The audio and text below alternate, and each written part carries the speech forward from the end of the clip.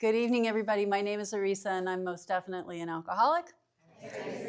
The date of my last drink was October the 13th of 1993, and for that I am truly, truly grateful. My home group is the Beacon Group in Brookline, Massachusetts. My sponsor's name is Mary, and I stay very active in all three sides of this triangle that we're going to start off talking about. And I want to thank the committee for all of their hard work.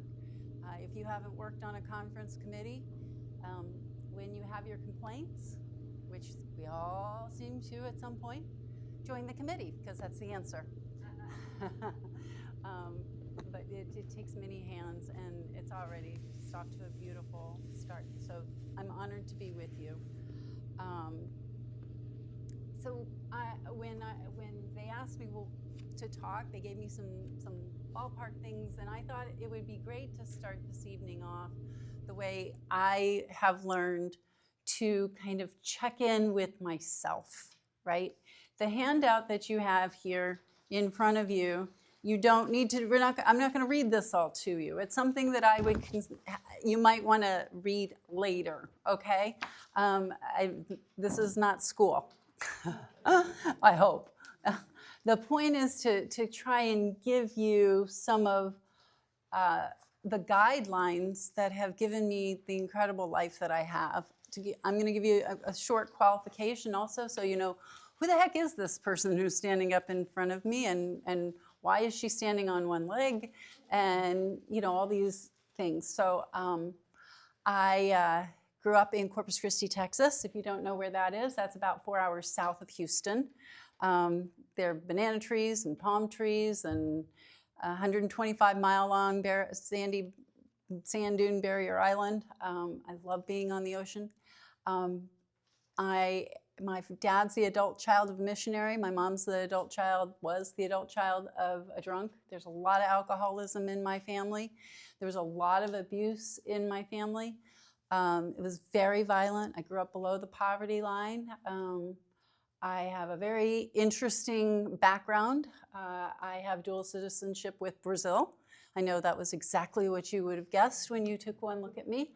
But my father is Brazilian, and that has nothing to do with anything. All of that has nothing to do with anything about why we're here. You know, the violence that happened in my home that was done in the name of God to keep me out of hell and that sort of thing has nothing to do with why I'm here. Has nothing to do with my alcoholism. And that's why I'm telling you a little bit about it. Because I really thought for a long time that if you had my problems, you'd drink too. But that's not true. In fact, there are people who have these kind of problems, and guess what? They don't drink. You know why? Because alcohol doesn't help them. I don't have a problem with alcohol. I've never had a problem with alcohol. I freaking love alcohol. I mean, when I drink, I get all the 9-step promises. You know, I don't regret the past nor wish to shut the door on it. I comprehend the word serenity. I know peace, and I definitely know how to handle all the problems, right? And I get freedom from the bondage of self. What I do is I get present. Yesterday isn't haunting me, and tomorrow isn't scaring me, and I'm right here, right now, and that is not normal. That's what makes, you know, the core of, if alcohol doesn't do that for you, you'll never let it do to you the kind of things I let alcohol do to me. So I was an underage alcoholic for, okay, I drank a few times after I turned 21, but really, you know, I am the kind of drunk who, add alcohol, instant disaster. Like I say, I come from a long line of drunks on both sides of the family. My grandfather died with almost 40 years of sobriety in Alcoholics Anonymous.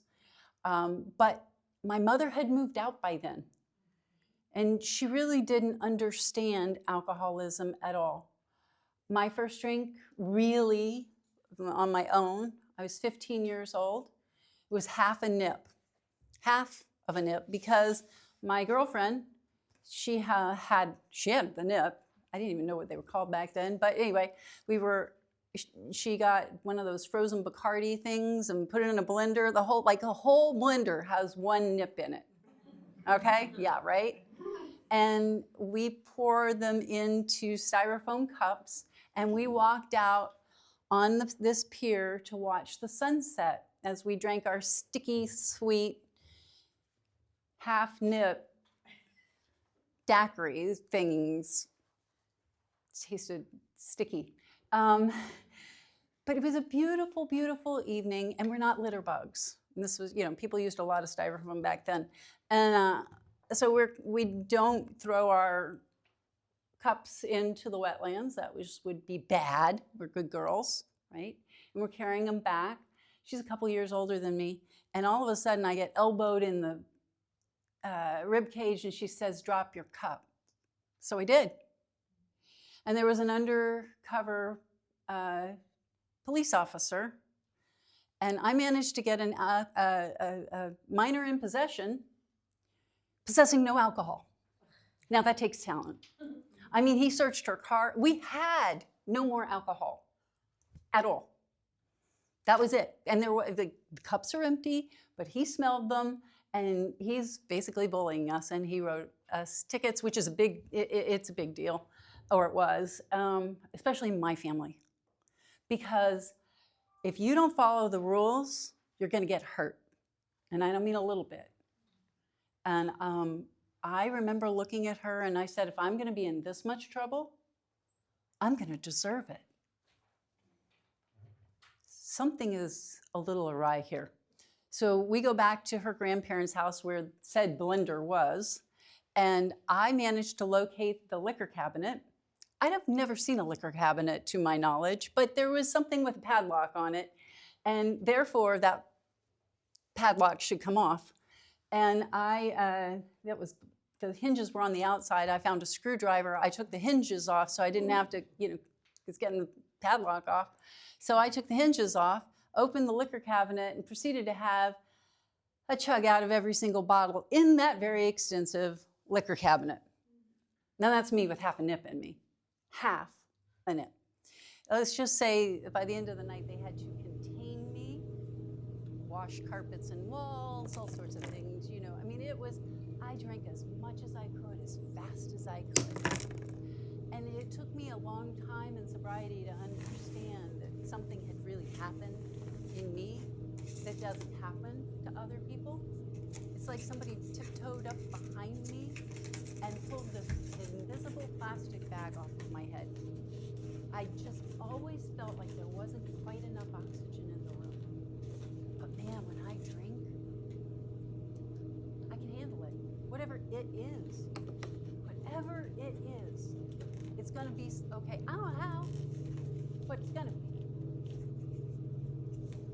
And within a couple of months, I'm in Austin, Texas, on 6th Street, in my first bar.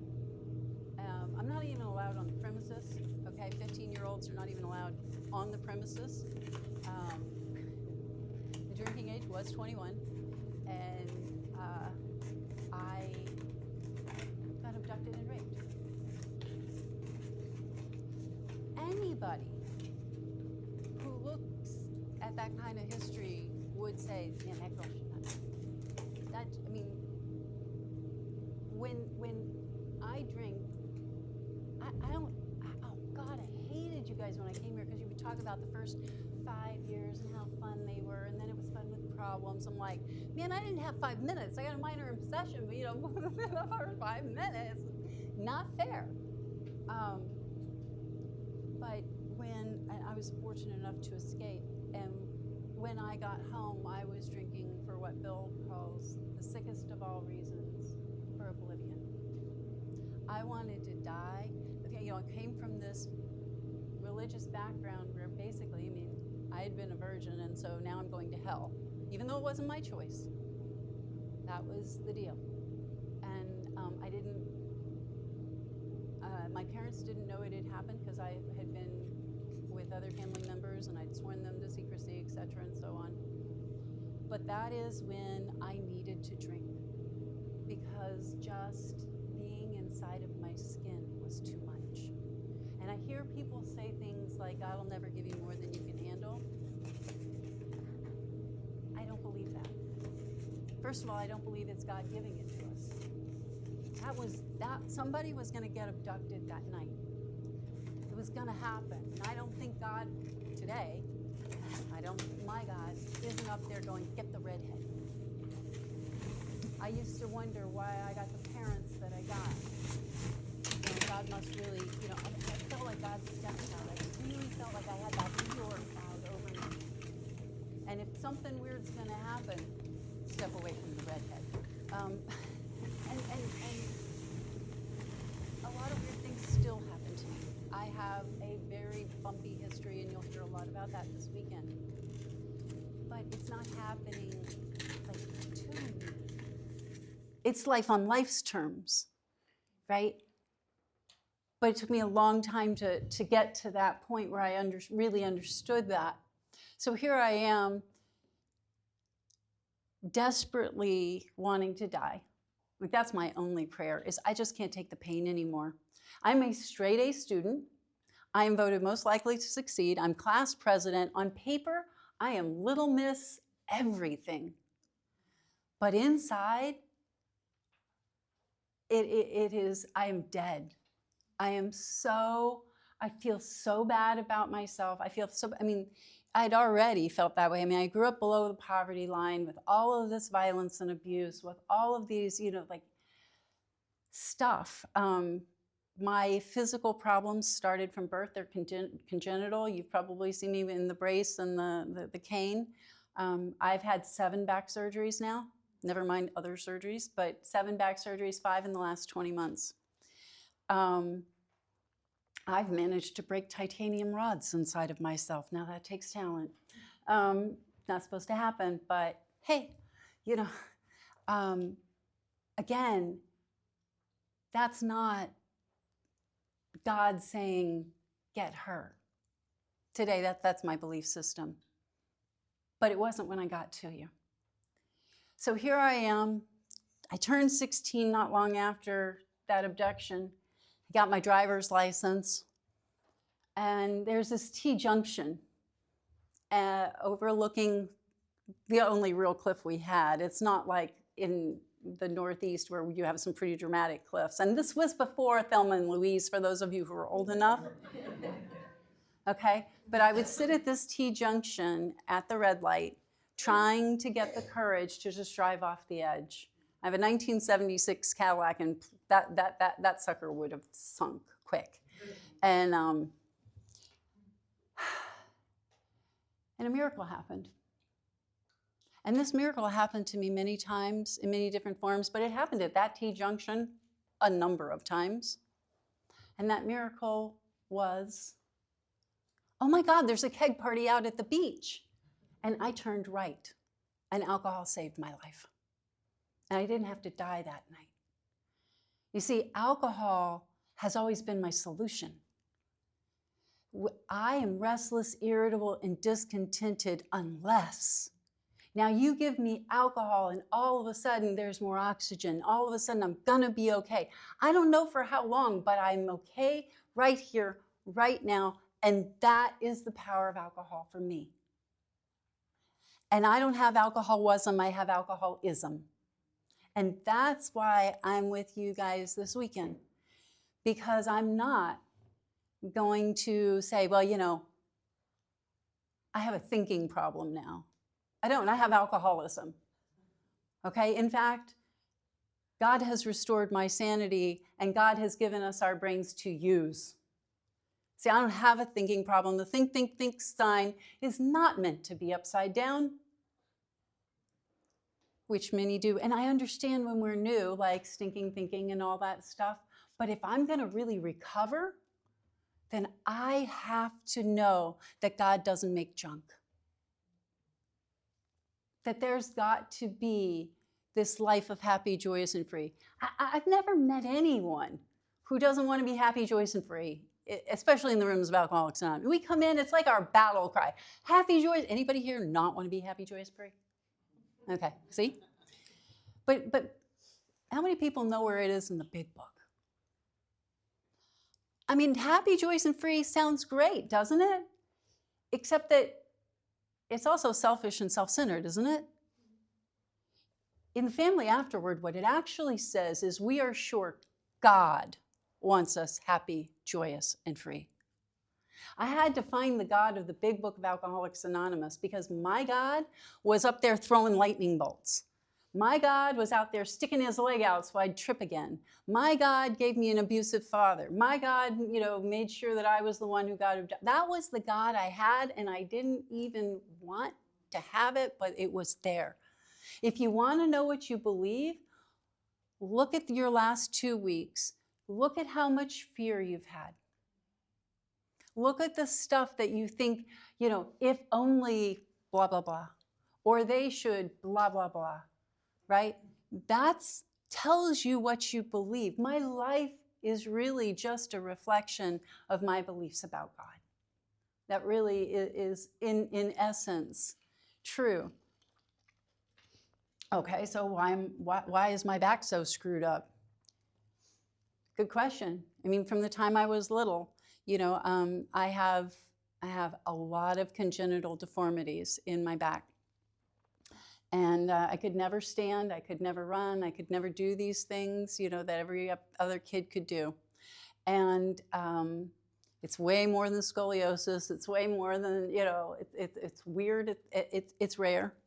I also have a hyperflexibility disorder, which is why I broke the titanium rod, because kneeling down on the ground is how I broke the titanium rod. But everybody gets stuff. If not me, then who? Whatever problem you have that you think you shouldn't have, who are you going to give it to? You get to, in some card games, you get to pass some cards.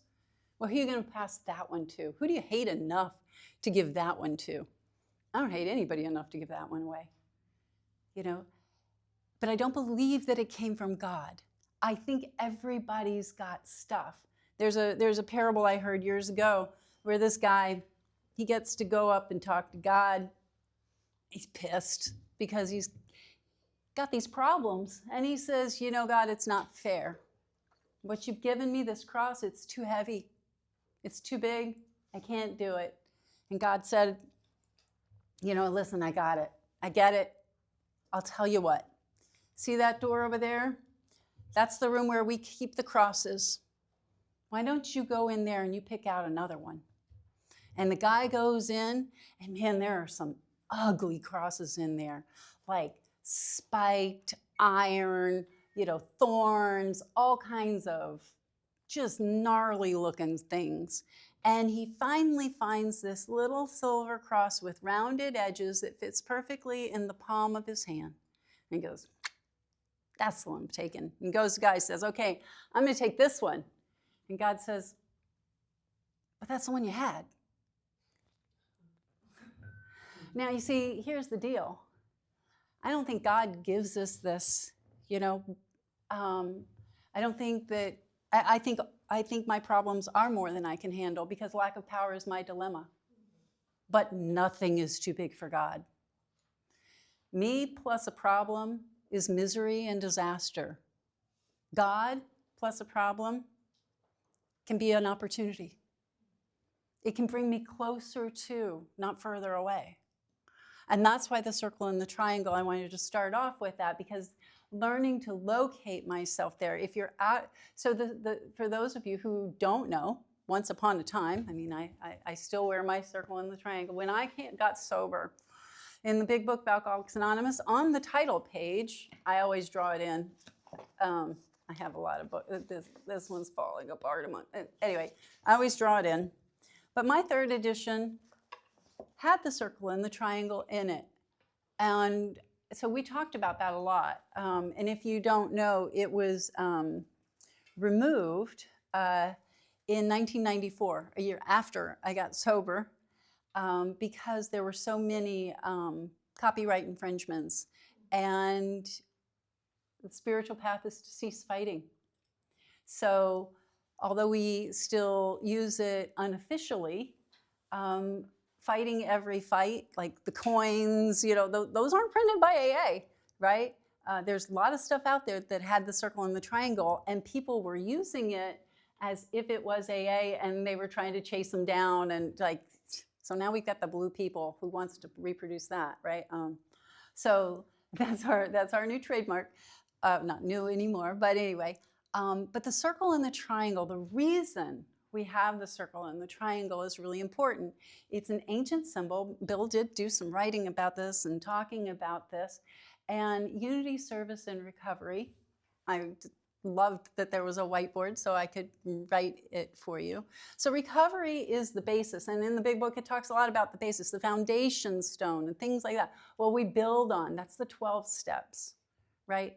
The 12 steps that the big book from, I basically write out. I've learned that evidently the size of your book now changes the page numbers sometimes. That just is beyond me. Okay, so the page numbers may not be perfectly aligned to your book, I don't know. But the 12 steps are really about physical sobriety, keeping us sober, right? And so the question that I have, am I continuing to actually work the 12 steps as outlined in the book? And my sponsorship lineage, I come from old-fashioned AA.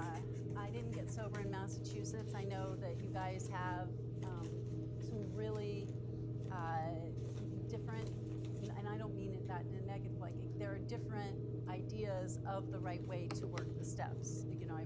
That I've encountered, like groups that say this is the right way or that is the right way. I didn't have that. I walked into what I very lovingly call a very fundamentalist meeting of Alcoholics Anonymous, and they were all about the big book. They never left the big book. Marianne, who later became my sponsor, I jokingly, lovingly call her the Queen of AA, because she was amazing. She'd been a loner in Africa, and her big book meetings are still going on. They're twice a week at 6:30 in the morning, and they read them one sentence at a time. So if you come to my workshop, I'm going to do it virtually from here tomorrow morning. If you want to come, we do it one paragraph at a time. So Miriam, yeah, she's lightweight. But anyway, she was all about all three sides of the triangle. She was talking about the traditions and the concepts, the what's, who, huh? Yeah. And there are 5 people between me and Dr. Bob. So, I mean, I really don't care what your path to the top of the mountain is. Because when you get there, the view is the same. All I care about is how's it working for you. If you're happy, joyous, and free, my hat is off to you. I don't care if it's big book step study. Did you guys call it PPG? Down in Texas, they called it PPG, Primary Purpose Group. I know some of you that is the name of your home group. I don't know if you are of that same whatever. But there are a lot of different ones out there. And that's great. If it helps you, that's awesome. I really don't care. What I care about are results. I mean, I drank for effect. I'm staying sober for effect too, right? If you're not happy, joyous, and free, you might want to take more. That's it. That's all. That's my moral compass. It's not good or bad. It's how's it working for you. And if it's working, keep going. And if it's not, maybe what I was taught is when you get to I don't know. My first sponsor, I was assigned a sponsor. I was not given a choice. My first home group was in a mobile home with old theater seats in it, in a bad part of town, because I lived in a bad part of town. They made sure that I had a big book, I had a meeting list, I had a sponsor, and I had a commitment, which I don't know if you guys use the word commitment the way they do in Boston, but that meant a job. They didn't let you leave. And my first job in Alcoholics Anonymous was washing ashtrays. And I don't smoke. And I'm like, what the heck does this have to do with getting sober? Plus, it's gross. And my first sponsor had 2 months of sobriety. And she was a chronic relapser. And she was back. And she was making her amends. And they knew that if she didn't start helping somebody, she was going to be drinking again. So they gave her me. I mean, how much could she screw it up, right? So I was her first sponsee. And I joke that I think she was only a couple of pages ahead of me in the big book. She, it was not perfect. Let's put it that way. But here's the miracle. We're both still sober. What they said in that meeting is Alcoholics Anonymous is not a self-help program. Well, that's weird because we came here to fix ourselves, didn't we? And they said, darling, listen, you've been trying to fix yourself your whole life, which is true. And I had tried everything. I'd gone to, therapy and taken antidepressants and yoga and Pilates and paddled up the Amazon and swum with the piranhas and chanted with the Hare Krishnas, taken all kinds of religion classes. I mean, I will go to any lengths to try to stop the chatter of 1,000 monkeys in my head, except alcohol. I could go, and I became a periodic after I graduated from high school. My first time in AA actually was a week after high school, but there were 6 people in the meeting, and they told me to come back next week, and they didn't tell me there were other meetings. They never gave me a meeting list. I didn't understand. When I asked them, how do you go to college and not drink? They said, well, you can tell them you're allergic, but who starts on page, in the Roman numerals? I did not understand alcoholism. So it became, how long could I hold my breath? And my idea of social drinking was I didn't have the DTs. I managed to not have the DTs for 3.5 years. This is successful drinking. No, for 2.5 years, sorry. This is successful drinking in my book. And I won't get into what happened, but through a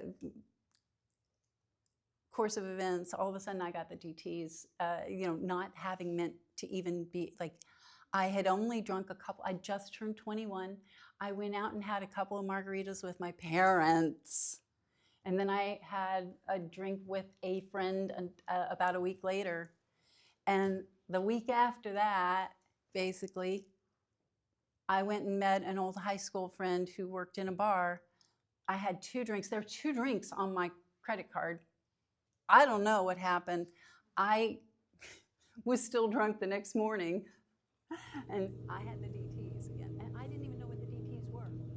I did this shake, rattle, and roll so many times in high school, and my mother would just look at me and she would say, well, maybe you suffer and never come back again. I never went to detox, another resentment I had in early years, right? I didn't get to do all those, whatever. And today I'm grateful, but I thought I was a high bottom drunk. I mean, I'm going to this great college, in lots of ways, my life is doing fine, right? I really thought that I wouldn't have a problem with alcohol when I got away from my father and all of, those people. And I will say that, it was being in my parents' home. I had 0 coping skills, really. And I started drinking again, and it was like that. And for me, it's always about how long can you hold your breath. And I would do things like 30 days, 60 days, 90 days, a Lent, whatever, and then, man, we get to celebrate. But if I didn't get the DTs, we're okay. Again, I didn't have that language, but that was kind of how I saw it. So when I got back to AA, I'm so grateful that somebody put me in touch with a woman who was in Alcoholics Anonymous and who helped me to understand that I am an alcoholic and what that means. That, again, with my history, you've either got to be stupid or crazy to drink again. And I'm not stupid. I'm not stupid. So that leaves crazy, which I didn't like. And now they've given me this sponsor who I am smarter than, which was, and I am smarter than her. I studied space physics. I came one class short of getting a degree in space physics. I like the fact that we have brains, okay? Actually, I'm an artist, just so you know, but, I was just doing that on the side. That's why I was one class short. listening to this woman, and I'm doing whatever she told me to do. She said things that I still believe in. Things like, if you weren't there from prayer to prayer, it's my opinion you were not there, which means go early, stay late, you know. There's no sliding in, you know, all of that. She taught me about integrity. She said, the only thing you get to say when your sponsor says jump is, exactly how high would you like that? And she told me, she said, I think if you don't work the steps, you're going to drink again. And I didn't know that a lot of people didn't just jump right in and do the steps, because everybody in that home group, that's what they did. And they were working with others, because Alcoholics Anonymous is not a self-help program. Alcoholics Anonymous, what they taught me is, it's a program, well, we didn't call the Mutual Aid Society. They didn't have that language, but I don't agree with that either. Fine, whatever, you know. But what they taught me is Alcoholics Anonymous is a we help others get out of God's way program. Because I keep thinking I know how to fix it. I keep working on me. I came here to fix me. And like I said, they were like, darling, if you would just stop, your life would probably get better. Because when I am trying to fix a problem, all I'm doing is making it worse. It's like in 6 and 7. It's not try harder, do better. It's let go and let God. Right?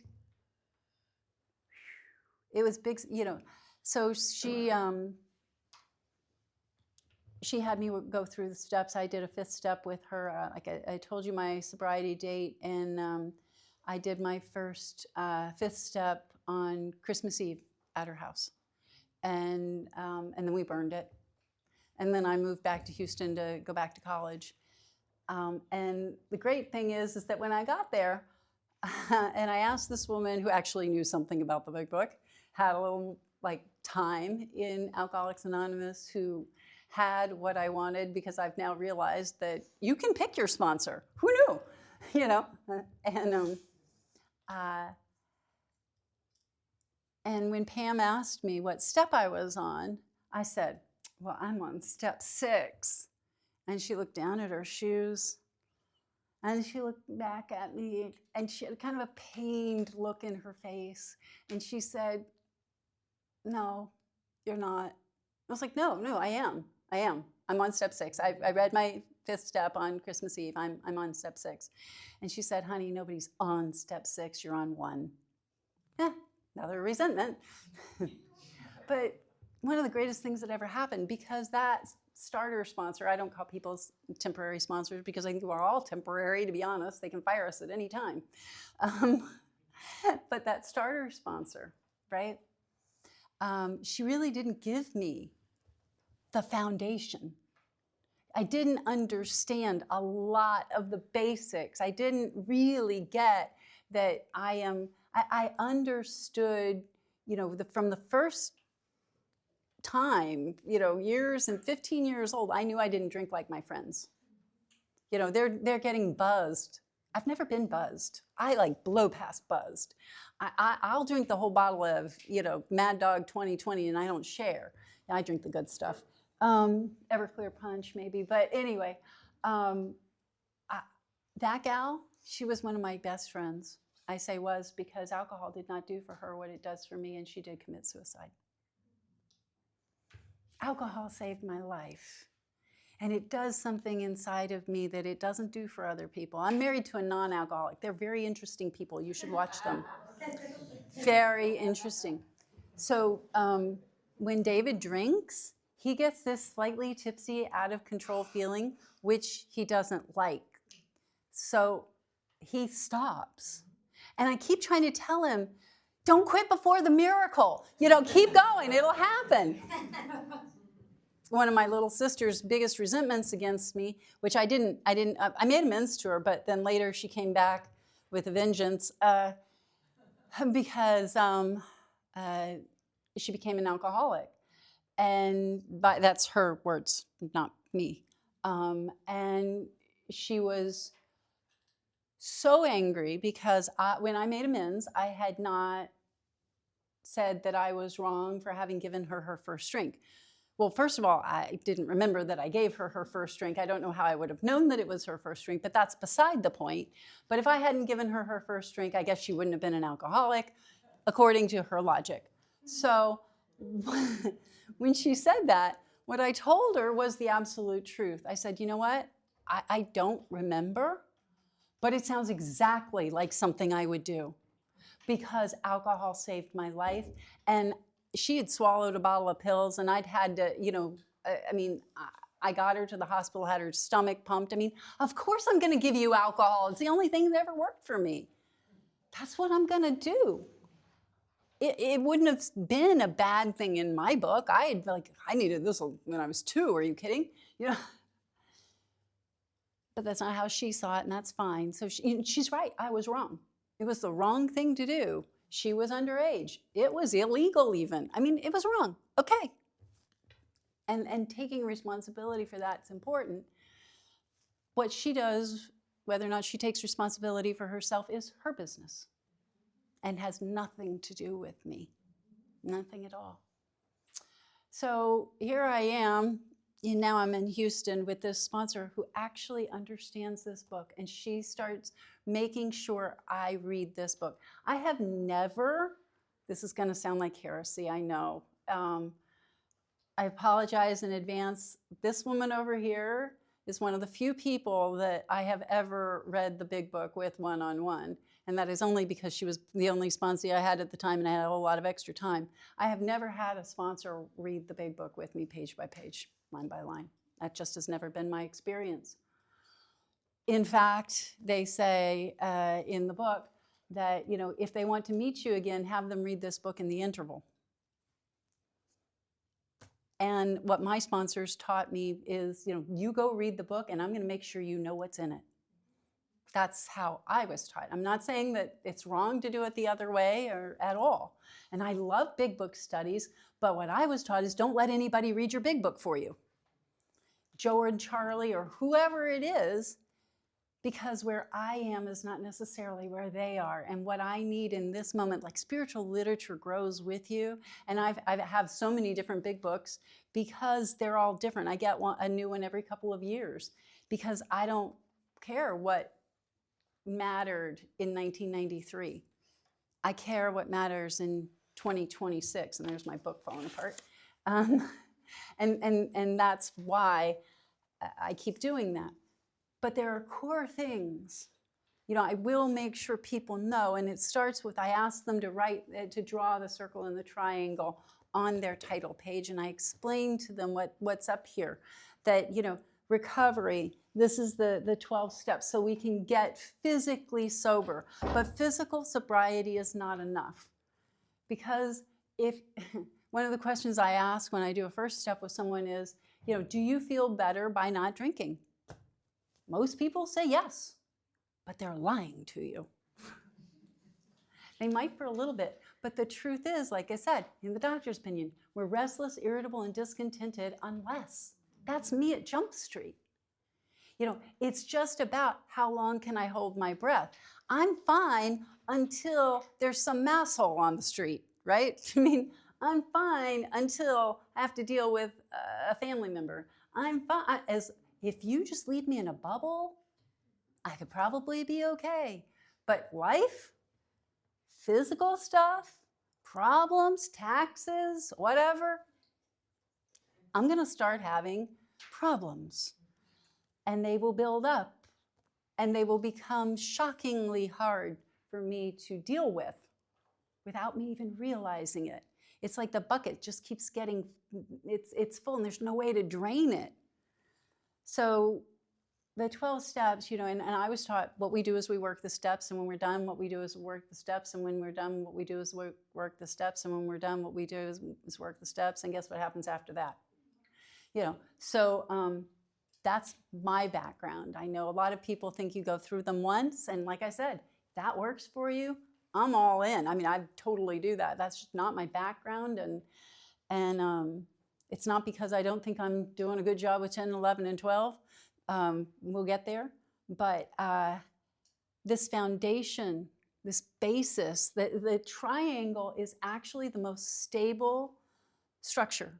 A four-legged stool is actually less stable than a three-legged stool. Interesting, isn't it? It's true. 3 legs is the most stable thing.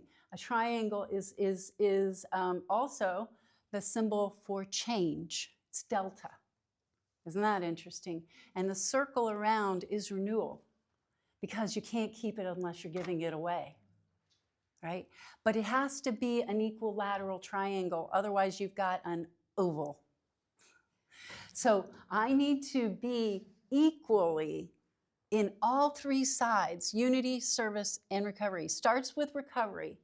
And the unity, right, is found in the fellowship, the 12 traditions. Not, I don't mean coffee like going for, fellowship like going for coffee. I mean, do I have a group I'm committed and active in? Am I part of this fabric? If we link arms, okay, and we go walking and there are potholes somewhere and somebody falls into one, she doesn't fall because our arms are linked. And we don't all fall at the same time. And that fabric is so important. That's the fellowship, right? On the title page, it says the story of how many thousands of men and women have recovered from alcoholism. So what do we recover from? That's a good question, isn't it? What we on Roman numeral 13, it says that from a seemingly hopeless state of mind and body.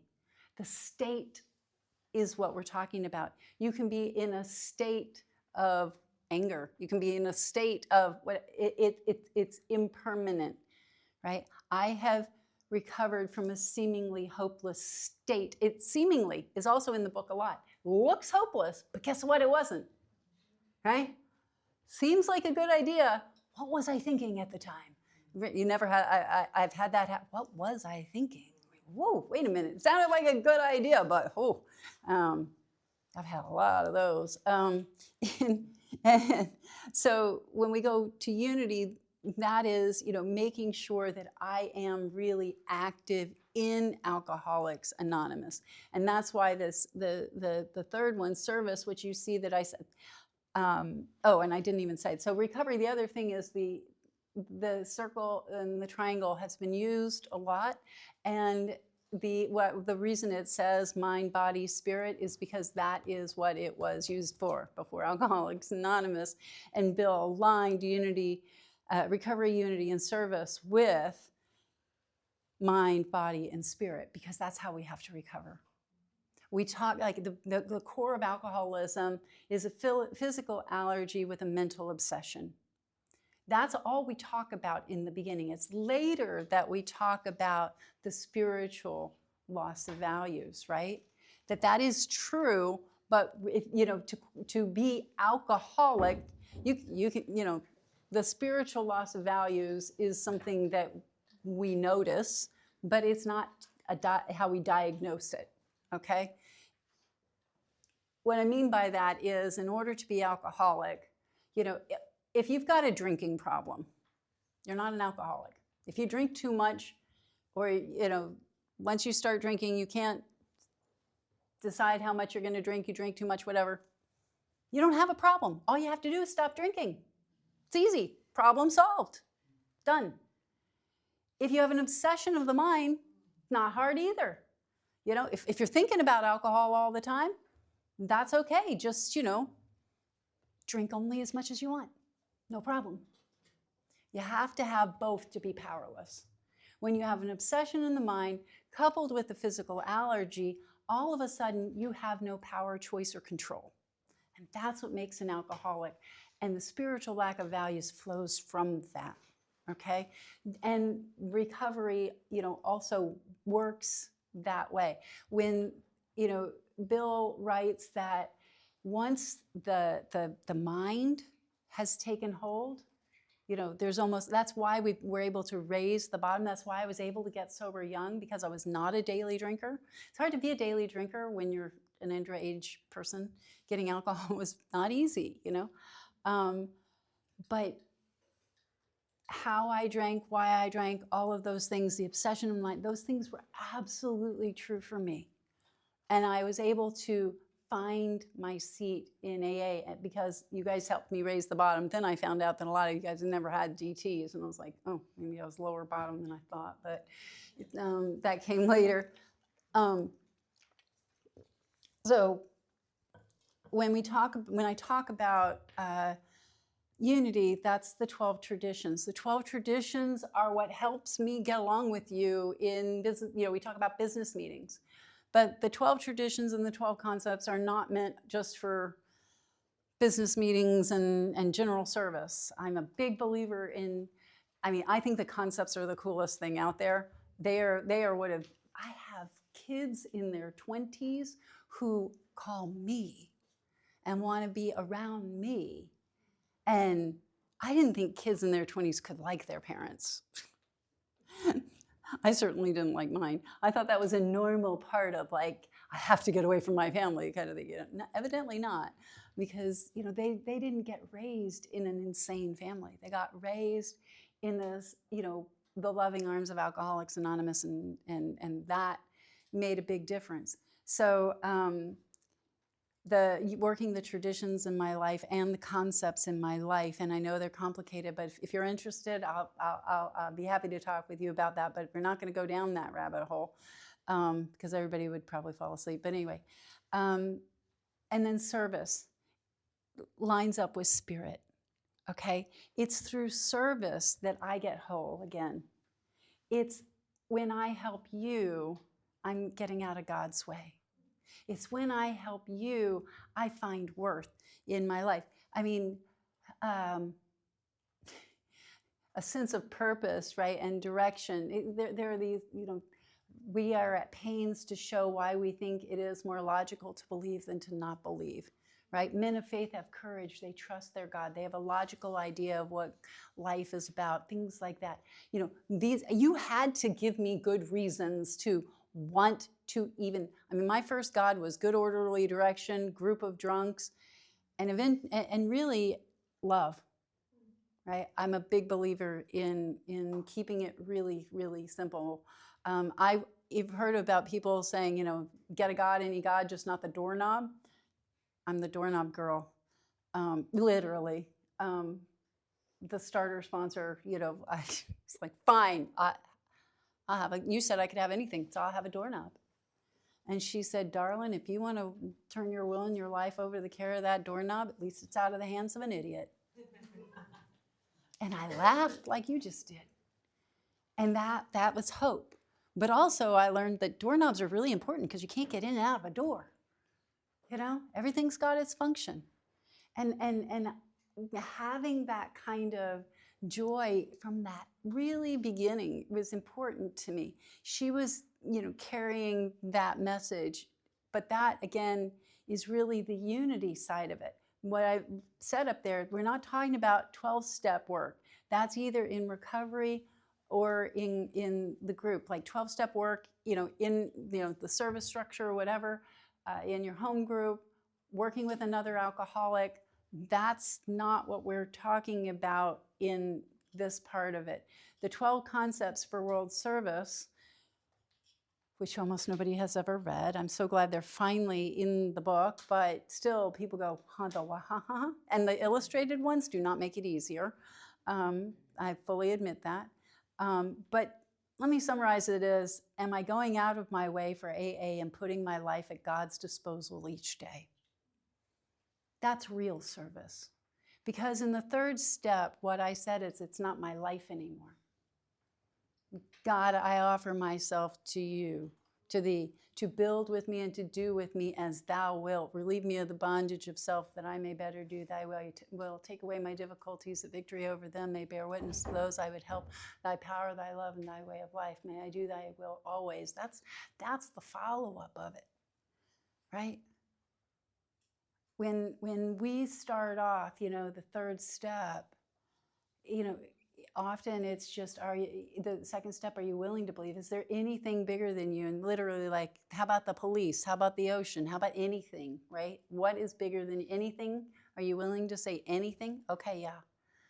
And then, getting on my knees and saying that third step prayer was not comfortable. because of what I thought God was. But the idea of somebody taking time out of their life to help me was something I had really never encountered before. And that was power. And that's why I told you, you know, all these years later, she's still sober. And she was a really low bottom chronic relapser. And she got right into service. So service, locating myself on the circle in the triangle is really asking myself, you know, am I doing that third step? How am I doing with it? Because is there anybody here in their first 90 days? I should have asked that. Welcome. I'm so glad you're here. No, that's okay. I just, because some of what I'm talking about, when I talk about locating yourself like that, that's not, you know, necessarily where you may be right now. But for anybody who's been in AA for very long, you know, it becomes something that we build on. And it's important for me to be aware that of when I'm getting restless, irritable, and discontented, because I do. I do. When, you know, a nightly review had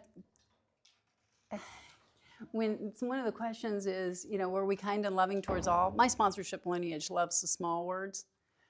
Do you really mean all? I can be kind and loving to those who deserve it. How about just, I wasn't a jerk today?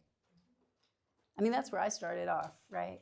Kind and loving towards all, I have yet to be able to say yes. I have yet, honestly. I mean, I think there were a few times that I was like, yeah, and then upon further reflection, I'm like, oh. I mean, what an order, I can't go through with it, right? I mean, that means like looking people in the eyes when, you know, they're giving you your coffee and actually seeing them as a human being. That's kind and loving. Not an ass, but kind and loving. That's a principle that is like, oh, that's big work. You know, being present, awake, and aware. See, if I'm not going to drink today, you have to give me something that is better than what I got from alcohol. And that's why I'm still here. That's why I'm willing to be with you guys this weekend. And I live with a lot of physical pain. I've got, you know, life is, you know, people often look at me, if they don't know what's going on in my life, it's easy to think, oh, she's whatever. I have a dear friend who said to me once, he's like, if I didn't actually know you, I would hate you. Because we do judge people all the time. You know, what your outsides look like versus my insides. Or, you know, listening to what somebody says versus watching their feet. I'm a big believer in watching their feet. You know, I don't care what you have to say because your actions are shouting too loud. I hear what you're doing better. Kids learn by watching. That's the reality. So when I ask myself, you know, again, how many thousands of men and women have recovered from alcoholism? Where am I with that hopeless state of mind and body? Because that state of mind can change, and it does throughout the day. It's so easy. The question that we're going to be looking at a lot is, how awake and aware am I today about being connected to my higher power, whatever that higher power is? Can you help me keep track of time? Because I have zero idea what time. There's no clock. And we're going until? Yeah, good. Great. Okay. So the session is long. Please do feel free to go, you know, get water or get rid of water. You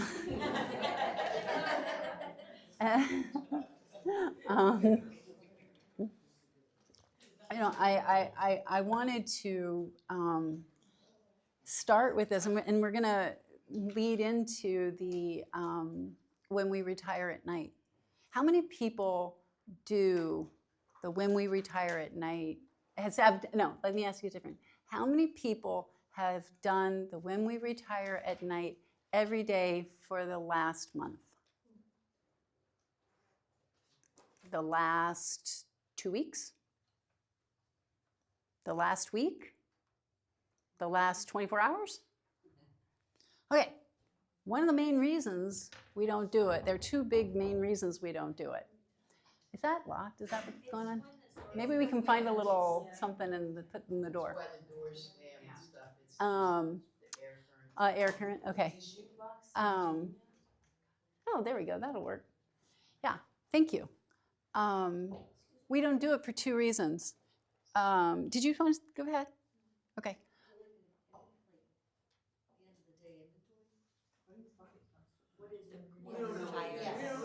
Now everybody said it at once, sorry. We don't know what it is. The 10-step Oh. Oh, okay. Well, that's I'm so glad you told me that. Thank you. Okay, when we retire at night, it is the nightly review. No, it's not the 10th step, it's the 11th step. Most people do think it's the 10th step. It is a kind of inventory, but it is a meditation. It is the nightly meditation. It is, I literally had a sponsee once tell me that they got it in the wrong place in the big book. Really? Interesting. No, when we retire at night is the beginning of the 11th step. So that's what we're gonna do a little 30 minutes on later, but so I'm gonna, since I'm gonna spend a little time there because let's do that, yeah.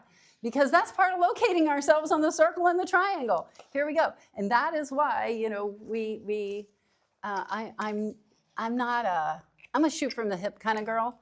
You know, I never know what's gonna come.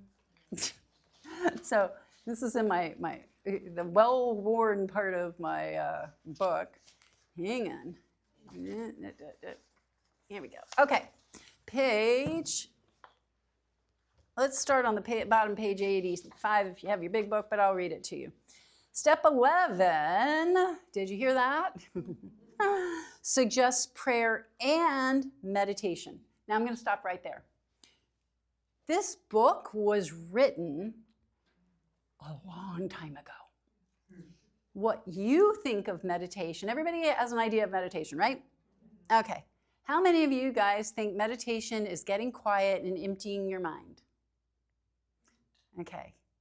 How well do you do that? I don't know. I had the chatter of 1,000 monkeys, right? Or I'd fall asleep. I had been meditating for a long time. Back in the 90s, I was very, very into all that, you know, stuff. So I thought I knew what meditation is. But words and definitions change over time. I have my grandfather's, the one who was sober, his dictionary.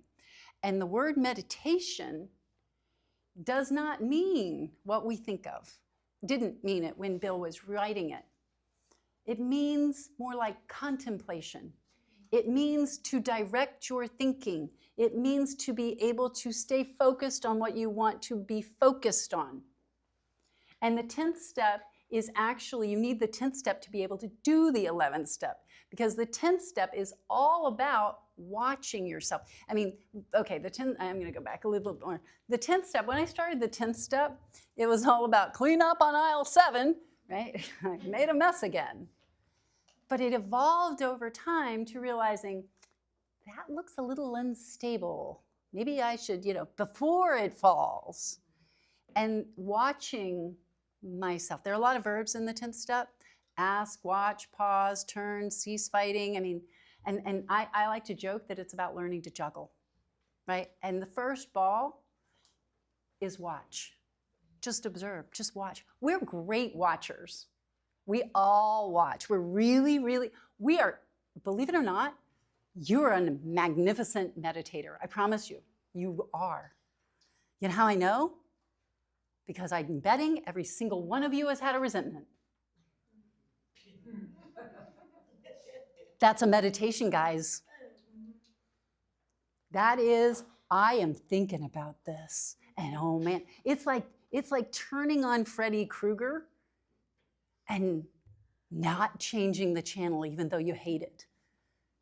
And I choose that without sometimes realizing that I could push the button and have a different, Disney could come on, for crying out loud, right? It doesn't have to be that, but I don't know.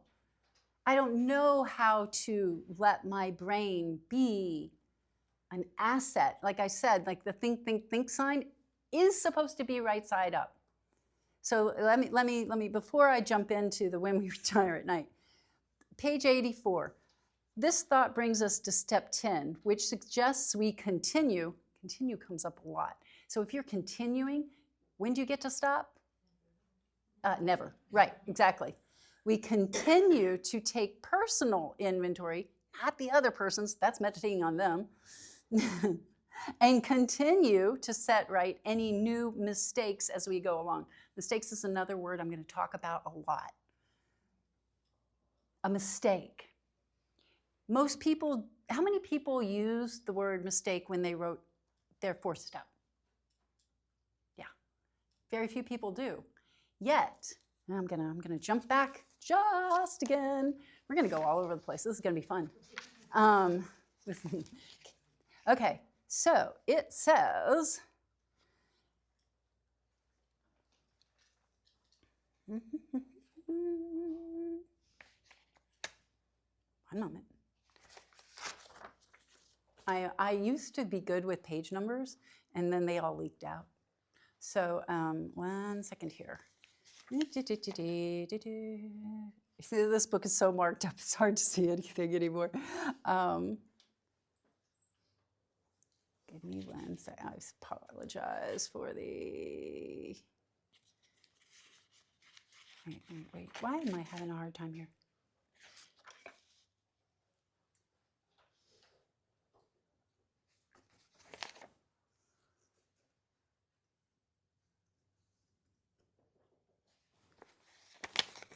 I am having a hard time. This is weird. I do this all the time. But today I'm having a problem. Anyway, should be right here. Where is it? Shelley, where is it?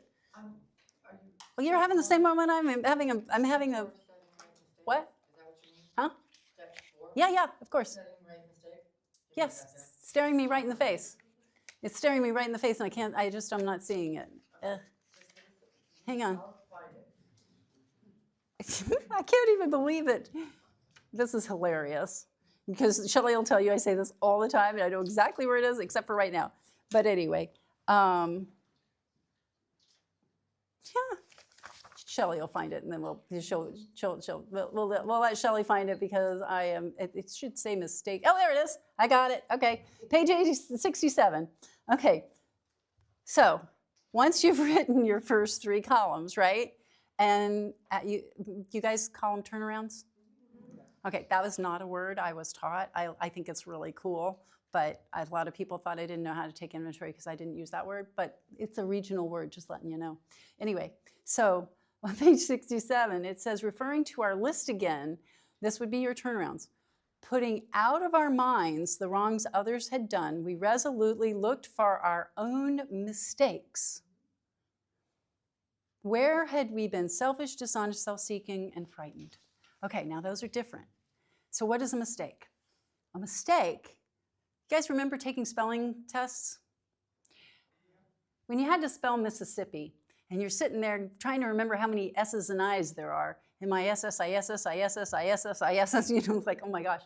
Like, were you being selfish, dishonest, self-seeking, inconsiderate, or fearful when you put too many S's in Mississippi? No. It's a mistake. A mistake is something that you did at the time thinking it was the right thing. And then later, you realized it was wrong. Okay? How many times have I done something with good intentions and then been shocked when somebody says they're mad at me? Because, like, giving my sister the drink. Right? I mean, it was a mistake. My intentions were good. Now I can see, oh, that was not a good idea. That's a mistake. It is not, I'm not resentful at you. There are no negative motives in a mistake. And a lot of my inventory really actually, I think Bill uses the word mistakes a lot because it helps us to see ourselves better. I love magic. Anybody love magic? It's not real, but I love it anyway because it feels real. And the magicians are always like, come in, look here, look right here, look right here, while they're doing this over here. And that's what I do to myself. It's like I'm doing it behind my own back. I don't realize what I've done. I'm making mistakes. Those of you who are old enough to have, had to handwrite, or God forbid, when we had to type all of our papers, right? And you weren't allowed to use correction fluid and all that. And you would hand it off to somebody and ask them to proofread. Why? Because you can't see that you misspelled Mississippi. Because your brain thinks it's right because you did it and you're stuck. That's what the power of a mistake is. And that's why looking at that and then having somebody else help me to see those things. And in step 10, right, this thought, having done amends, brings us to step 10, which suggests we continue to take personal inventory and continue to set right any new mistakes as we go along. Most of my mistakes today are actually mistakes in thinking. She didn't say hi to me. She doesn't like me. I remember driving my daughter, my kids have a lot of medical problems. And I remember driving my daughter to the emergency room. Yet again, we spent a lot of time at Children's Hospital, but this time I was scared. And I was driving. I'm from Texas, and we pull over and let you pass, and we wave and we say thank you, and now a lot of people have moved there from California, so it's not all like that anymore. But it was, courtesy. We yield. Anyway, but I was driving the way my husband does, and he's from Massachusetts. And I remember thinking, I hope the next time somebody cuts me off the way I just cut off that person, that I'll be able to remember how terrified I am in this moment, that I'm trying to get my daughter some real help. Maybe they aren't a masshole. Maybe they are. But I'm happier when I leave that door a little bit open. So in step 10, any new mistakes as we go along, which means I have to be waking up to this. How am I going to catch my mistakes? Well, the easiest way is whenever I'm restless, irritable, or discontented, there's something wrong with me. It's never you. Oh God, I remember, one of the main reasons I get fired over the years is because people say, but it's got to be their fault sometimes. Well, you know what else it says in the 4th step? It says, the world and its people are often quite wrong. And there is a period there. Nobody's debating it. But the problem is, you can't stop them from being massholes. But I can change how I deal with them. Because my mistake is wanting them to drive like they're from Texas.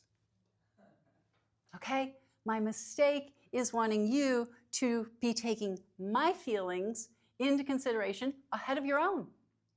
Why would you do that? Who does that? Like, we're wired to think about ourselves first. We have to learn how to go to this other side over here.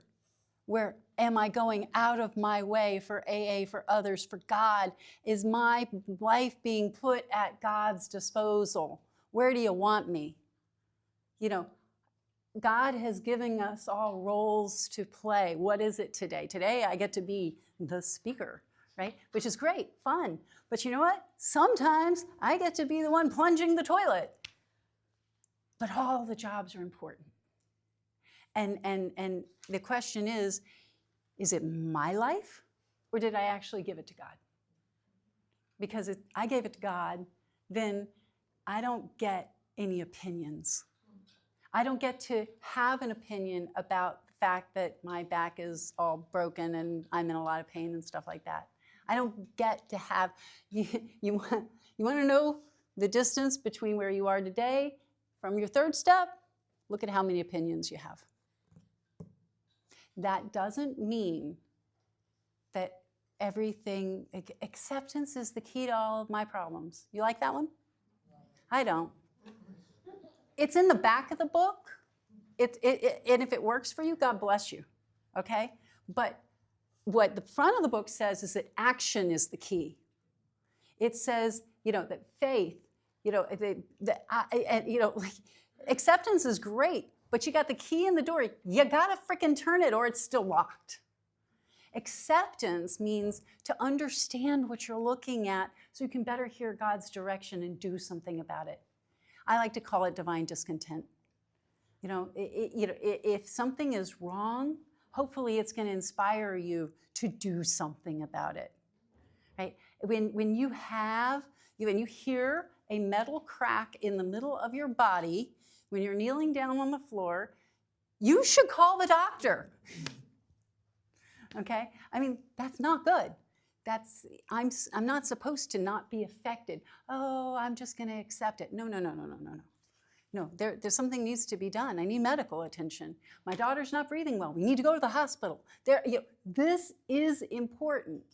This is getting the inner compass back, learning to trust, this gut of mine. I have found that anytime I don't trust that, I always regret it. And how much of my inventory boils down to mistakes because I knew. I can't tell you how many times, big and small, when I really look back at something, I knew I shouldn't have done it. I knew I should have done it. I knew they weren't trustworthy. I knew. It's just stuff like that I start to wake up to. And that's why mistakes are so important to me. So setting right any new mistakes as we go along. We vigorously commenced this way of living as we cleaned up the past. We have entered the world of the Spirit. Our next function is to grow, what does that look like, in understanding and effectiveness.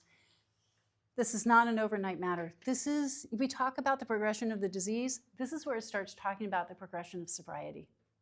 And that your life is going to get great, because my job today, the biggest mistake I make every single day is at some point during the day, I'm not sure.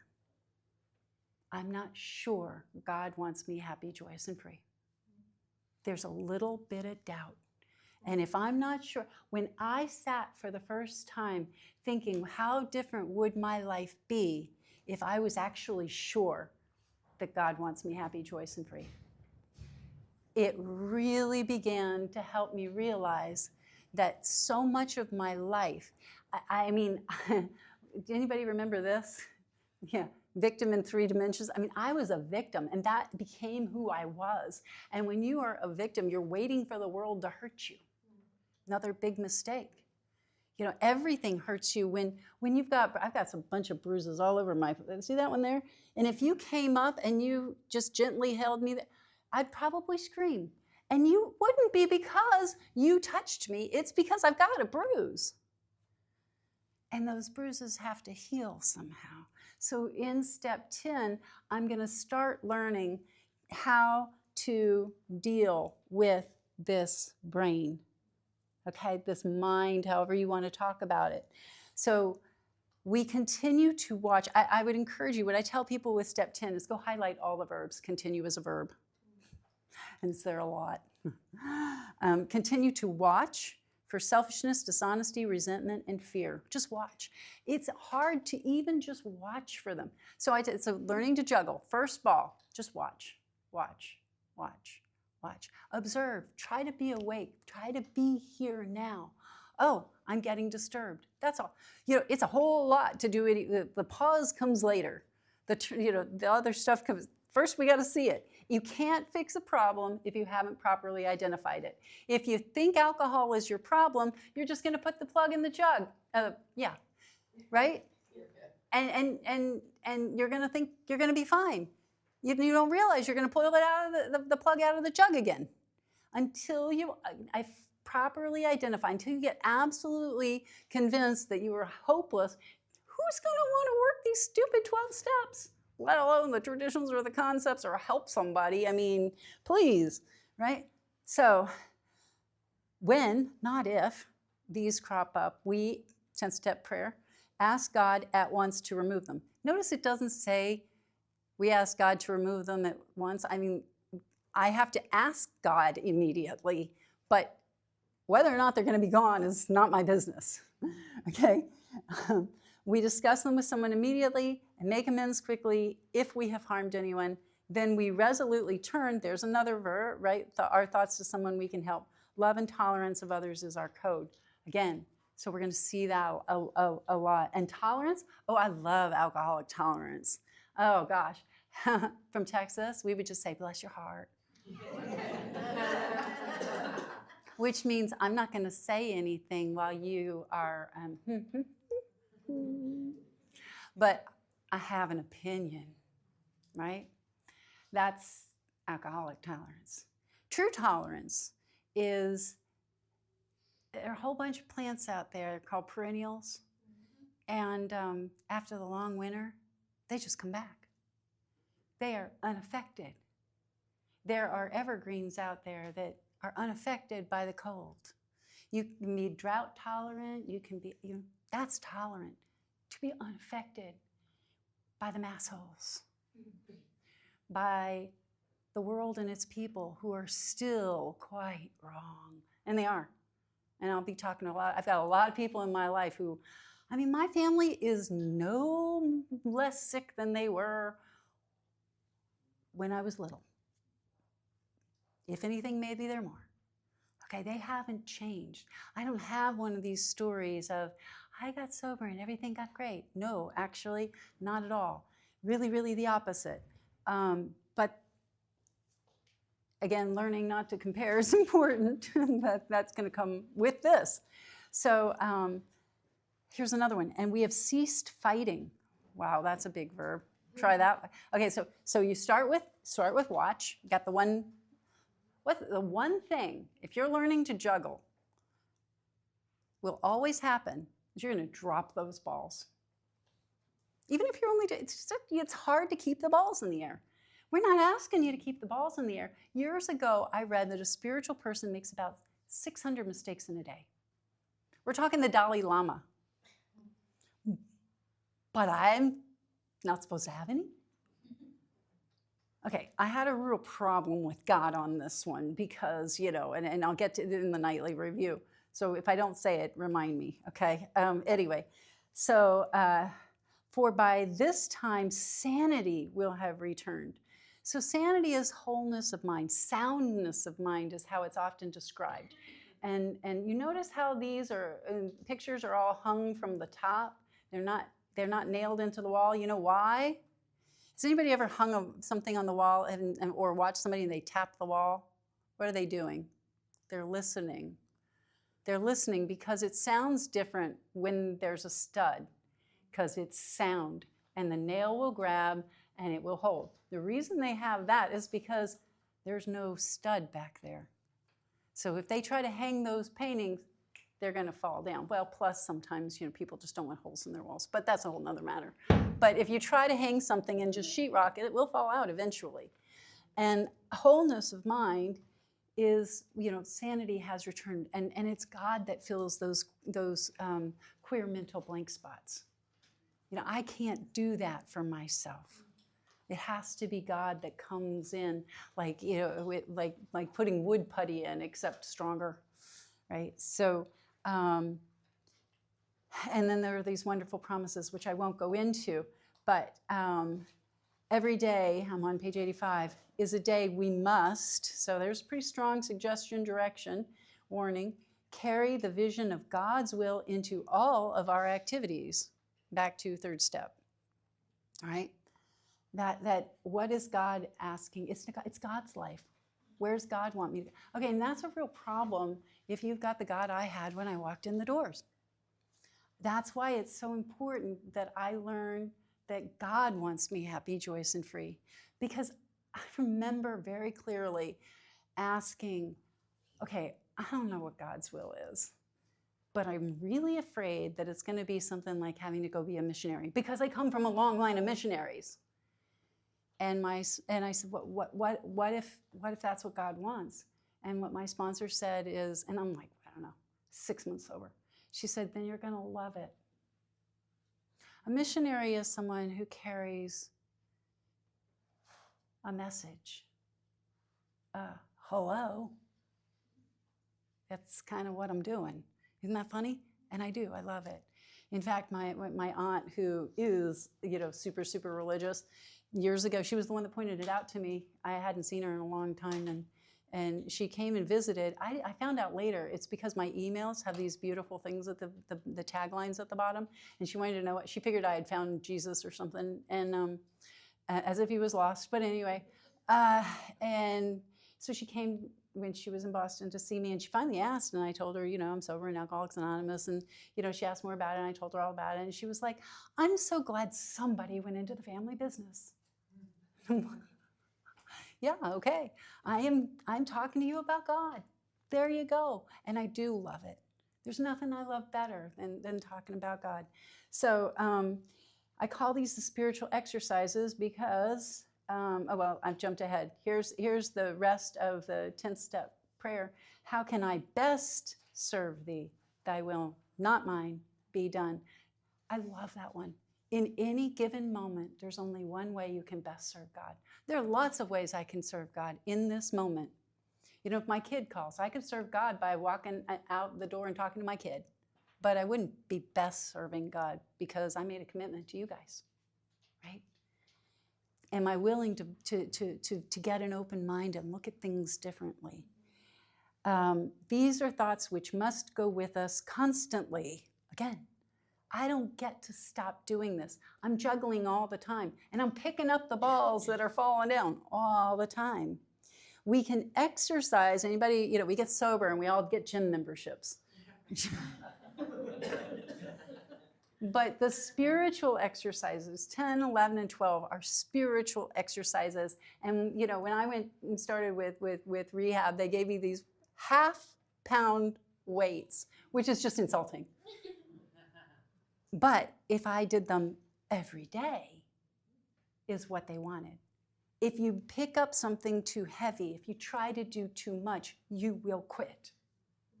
You'll overextend, you'll pull your back out, every trainer will tell you that. I'd rather see you lift a light weight, but do it a bunch of times. Don't quit doing it. I have sponsored yoga instructors who go all over the world, big deal, whatever. And they can meditate for hours, but they don't do it every day.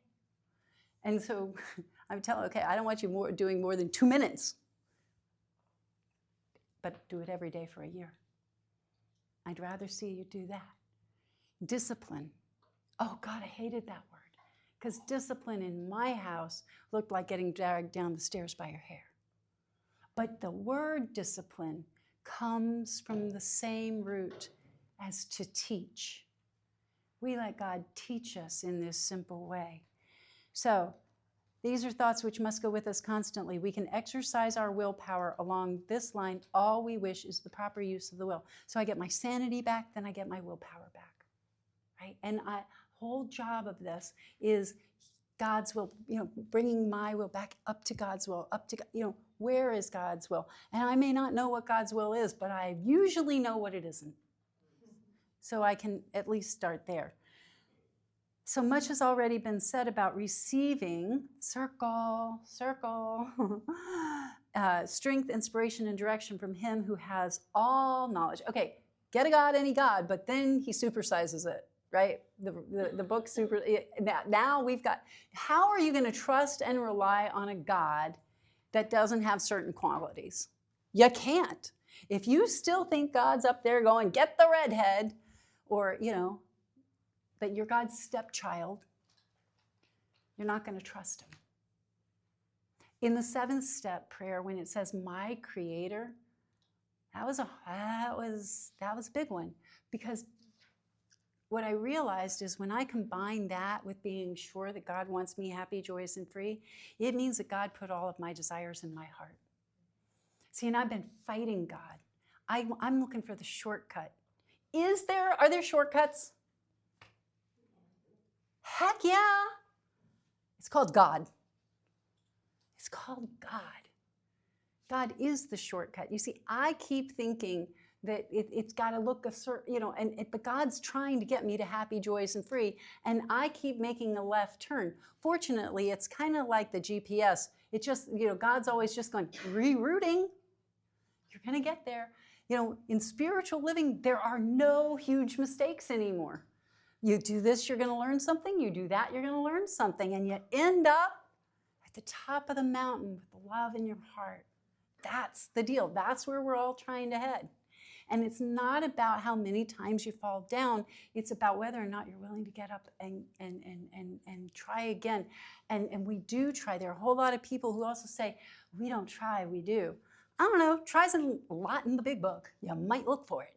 Right? It says try a lot. And it's important to me because my sponsors kept raising the hurdles just a little bit more because they believed that I could do more than I thought I could.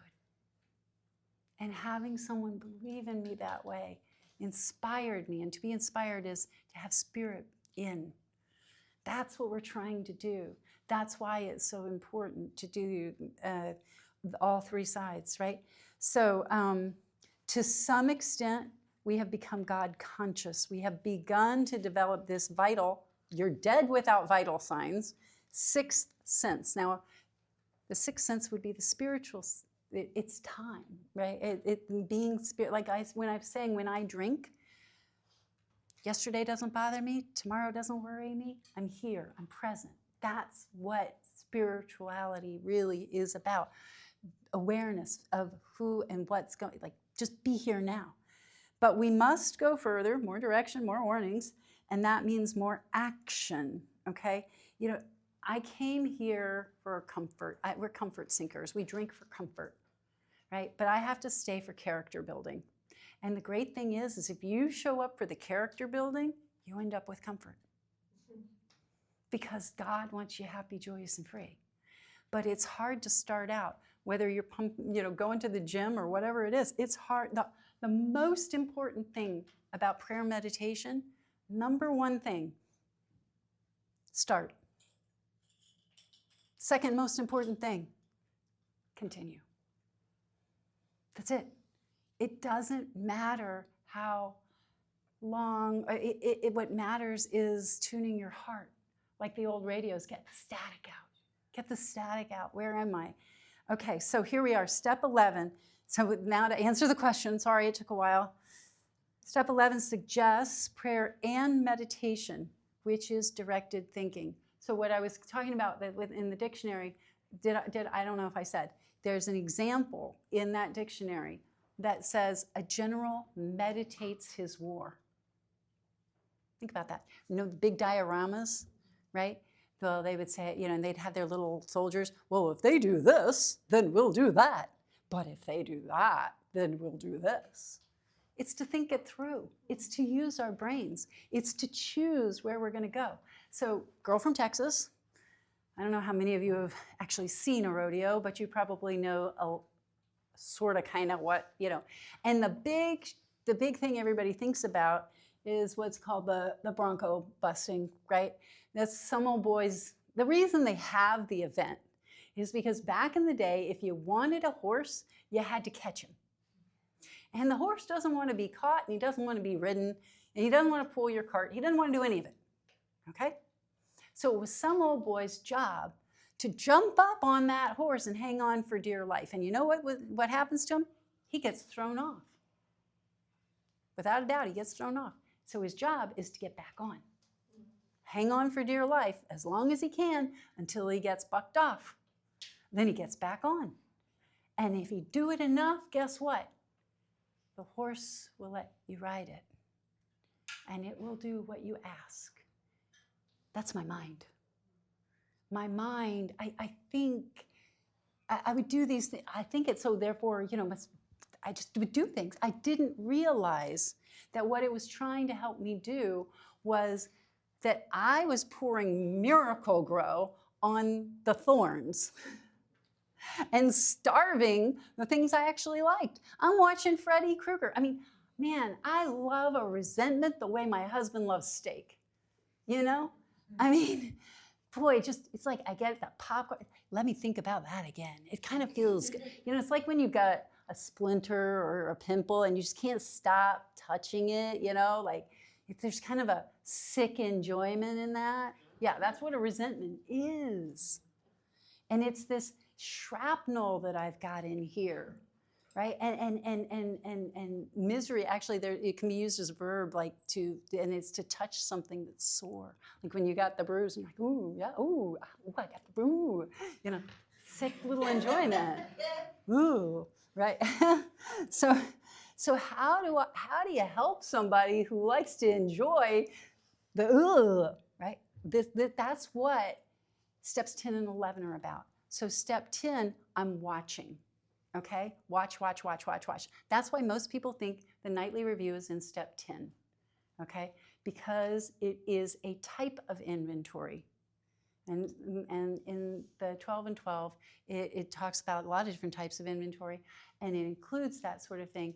And it is a meditation and an inventory. An inventory can be meditation, is what I'm trying to say. Okay? So when we talk about prayer and meditation, we're going to talk about what we're going to contemplate, what we're going to think about, where I'm going to keep my thoughts. And I need the 10th step in order to actually stay here on what I want to do. So I'll let Bill do the talking here instead of me. So we shouldn't be shy on this matter of prayer. That's some direction. That's what we're doing right now. Better men than we are using it constantly. There's that word again. It works if, more direction and warning, we have the proper attitude and work at it. So we're going to talk a lot about attitude, right? The old timers in my first home group, they said the other meaning of AA is attitude adjustment. So you got a pain in your ass, big deal. Literally, I have a pain in my ass. You know, okay, it's not who I am. I mean, I still get to have a great life even if I've got pain. It's okay, you know, like, or I can be miserable. Choice is mine. Right? Later, also in the family afterwards, you know, it literally says, you know, but when problems come, I'm supposed to cheerfully let God demonstrate his omnipotence through me. We absolutely insist on enjoying our lives. Temper tantrum girl here. I mean, you bring in any 2 or 3-year-old, and I will take them down. When I don't wanna, I don't. But now I need to have a spiritual temper tantrum because you can't make me have a bad day unless I hand you the remote control, unless I give you that right. And that's my mistake. How often have I handed my mother, my father, my sister, my brother, my whoever, the remote and let them push my buttons? See, in inventory, my sponsor said, you know, like, look, yeah, your family installed your buttons and they know exactly how to push them. But expecting somebody not to push your buttons is stupid, especially because they're sick, right? But what we have in Alcoholics Anonymous are basically wire cutters. And it's my responsibility to rewire those suckers so when they come pushing those buttons, nothing happens. It used to be like, you know, the little dolls, you know, you pull the string and they flap or whatever. Yeah, now you can come and you can do this, and it's like, I'm unaffected. That's real tolerance. And I get there by continuing this process. So it would be easy to be vague about this matter, yet we believe we can make some definite and valuable suggestions when we retire at night. That's what I was referring to. So top of page 86, this is a meditation. Now, you can write it. There are writing meditations. There are singing meditations. There are walking meditations. You can meditate anywhere. The truth is, most of us are meditating a lot more than we realize. Sitting at the bar telling everybody your problems is meditating on it. You know, like it's directed thinking.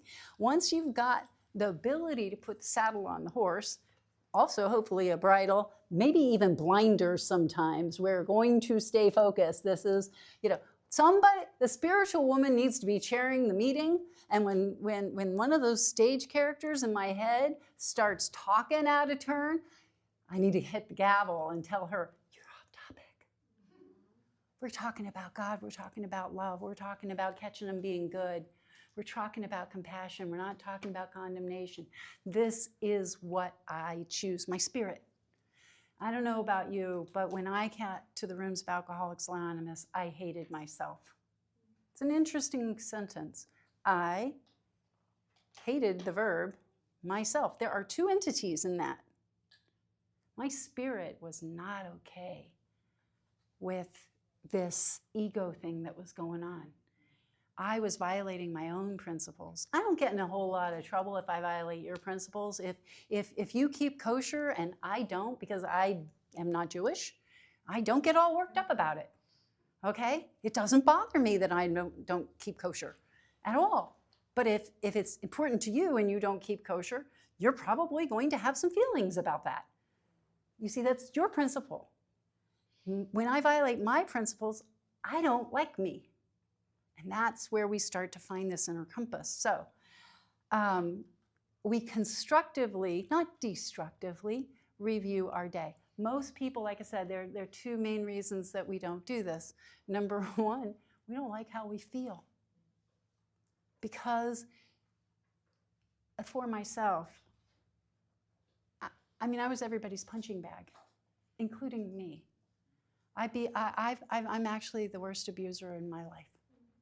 Every time I rewatched one of those horror movies and I think about, getting abducted, or I think about what my dad did, or I think about what my sister did, or my mother did, or any of those things, they take me down a deep, dark, yucky place. And whatever you feed will grow, right? So that's what I'm saying. You need the bridle, you need the blinders, you need the whole 9 yards. I want to keep my brain. That's the 10th step. Watching. Oh, whoops, I'm straying. That's noticing. We're all great noticers. I'm better at noticing you than me. I can tell you what you did wrong really easily. You know why? Because there's nothing between you and me but air.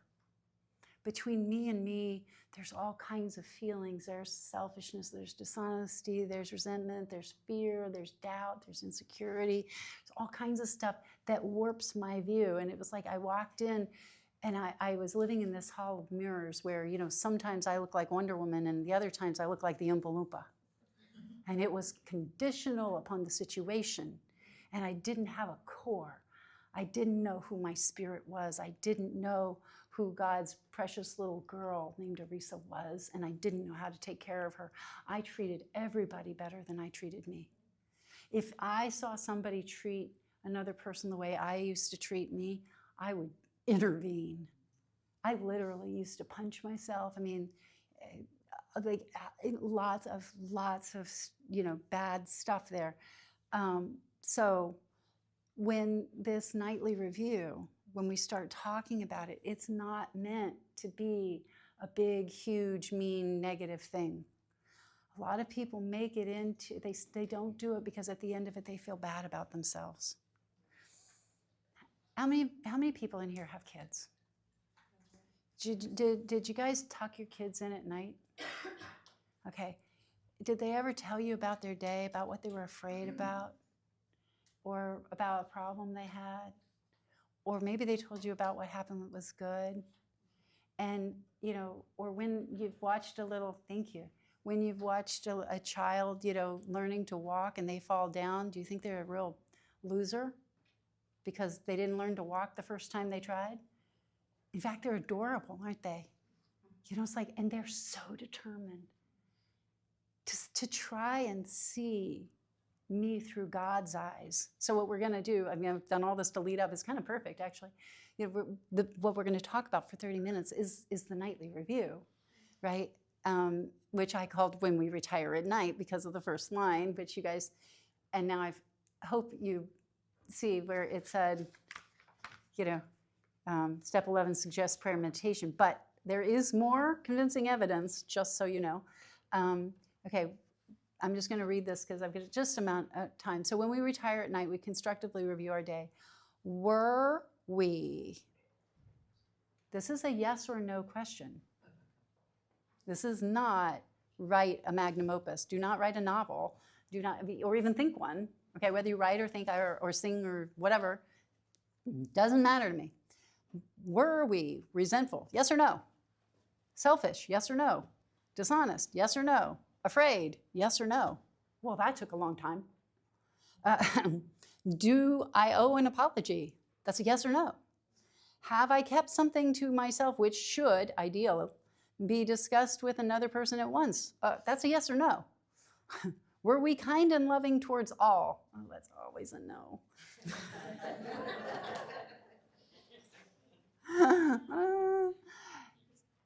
What did I have the ability? What could we have done better? I'm going to pause with that real quick because in the sex inventory, it says, what should we have done instead? Should is an ideal, and people say, oh, don't should on yourself. Oh, should gets a bad rap. We should have turned left instead of right to get there faster. That's all it means. So that the next time you see this, the next time you face a similar situation, you actually know, gosh, I should turn left. If I'm going to Shelley's house and she says, I remember going to Shelley's house and she said there are these two hollies in front of her house. And that's how you know my house. Because it was hard to find her house because she lives on she lives on Com Ave, which most of you guys know. And it's hard it all blends together. You look for the two hollies. Oh, I should just look for, that's a should. That's an ideal. It's that easy. It's not beating up on me. It's setting an ideal, helping God to open my mind and see. But in the nightly review, it says, what could we have done better? So what tools did I have that I didn't use? I forgot to look for the two hollies. I forgot that I could stop and pray. I forgot to call my sponsor. I forgot to take Tylenol. That happens a lot. And then all of a sudden I'm hurting, okay? I mean, I could have, I can't tell you how often I've been in the car and car rides are really hard and I'm miserable and I have Tylenol and ibuprofen and I forget to take them. I could have.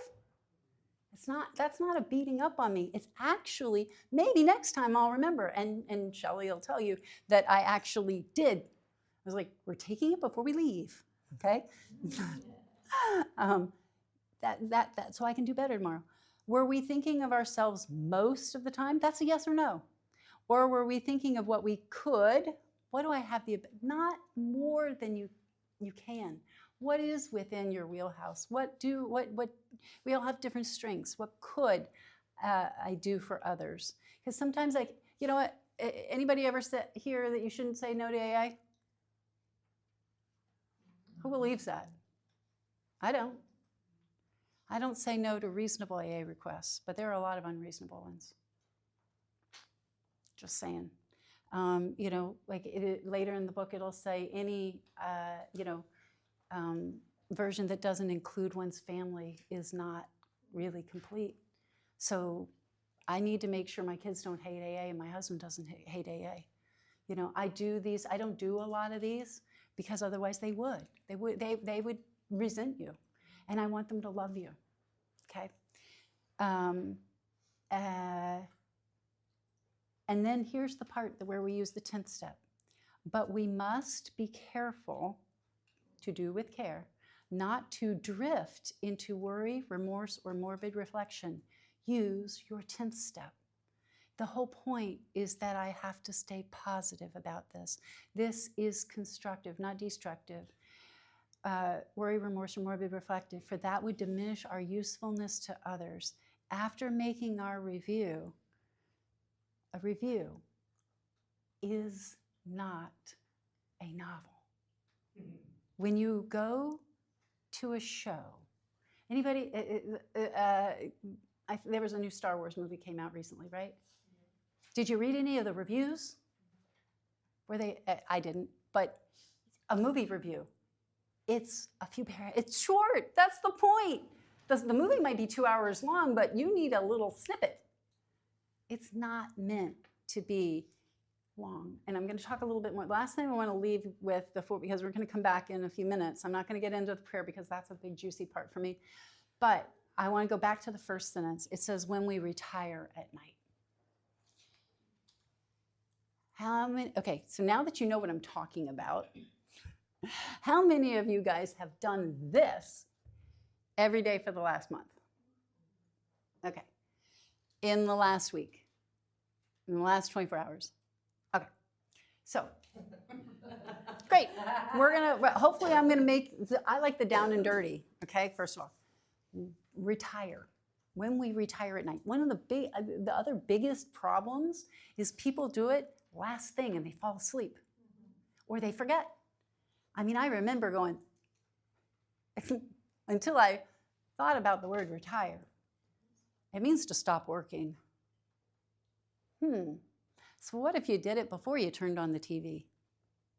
I don't get in a whole lot of trouble watching Netflix. So I can do this, and again, it doesn't have to take long.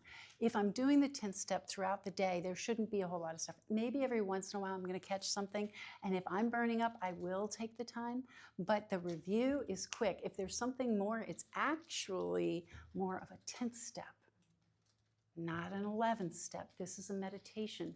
This is what we're thinking about. This is about letting God tuck us in at night. And we'll talk more about that, and we have a little half-hour break. So thank you.